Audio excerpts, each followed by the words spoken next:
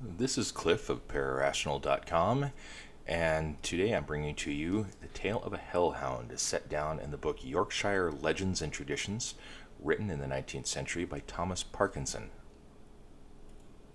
The Barghest of the Troller's Gill. This legend belongs to the same neighborhood as those of Devil's Bridge and the Devil's Apronful, to that of the wild gills or ravines which intersect the bleak moorlands forming the watershed between the headwaters of the tributaries of the Wharfe and of the Nid. Following up one of the streams which murmur and roar through these ravines from the near village of Appletreewick, or, it is locally called, Aptrick, by Skyreholm, for about 2 miles a deep fissure through the limestone rock is reached. This is known as the Troller's Gill, a wild, weird, lonely spot where after heavy rains the torrent rushes for half a mile between masses of rock 60 or 70 feet high and only a few yards apart. The place has been called Gordale of Appletreewick, as distinguished from, yet compared with, the Gordale of Malham, and compared by some for its grandeur and gloom, not to favor of the latter. In the whole of this neighborhood, belief in the Barghest or spectre hound has held a prominent place in the popular superstition and folklore.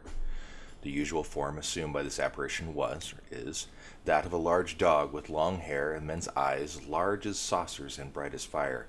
Often he dragged with him, fixed to his feet or round his neck, a chain whose clanking in the stillness and darkness of the night added much to the terror which he inspired. Many are the places which he haunted, and many are legends of his appearance. But one of his favorite spots was the dark Troller's Gill, and the following poetical version of the legend of his appearance there, to a daredevil son of the neighborhood, is given by the late Dr. Dixon in his Stories of Craven Dales, and is probably from his own pen. On the steep fell's crest did the moonlight rest, the beams illumined the dale, and a silvery sheen clothed the forest green as it swayed to the morning gale. For Burnsall's tower the midnight hour had tolled, and all was still, save the music sweet to the tiny feet of the elven band from the fairy land that tripped on the rounded hill. From his cot he stepped while the household slept, and he caroled with boisterous glee. But he no hied to the green hillside, the fairy train to see. He went not to stray with his own dear May along by a pine-clad scar, and loving gaze on the dazzling rays that shot from the polar star. On what intent is the troller bent, and where is the troller bound? To the horrid gill of the eerie hill to call on the spectral hound.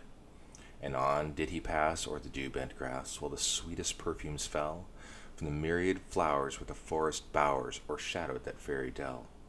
And before his eyes did the dark gill rise, no moonray pierced its gloom, and his steps around did the waters sound like the voice from a haunted tomb.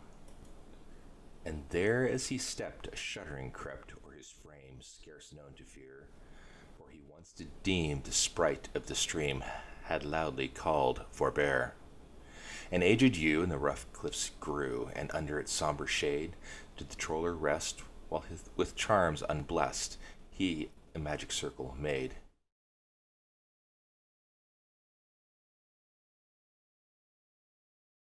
Still so lone he called on the spectral hound. And a whirlwind swept by, and stormy grew the sky, while the torrent louder roared, and the lurid flame o'er the troller's stalwart frame from each cleft of the gill was poured. And a dreadful thing from that cliff did spring, its wild bark thrilled around, and a fiendish glow flashed forth, I trow, from the eyes of the spectral hound. When on Barden's height glowed the mountain light, and borne on the mountain air, the priory bell did the peasants tell 'twas the hour of the martin prayer.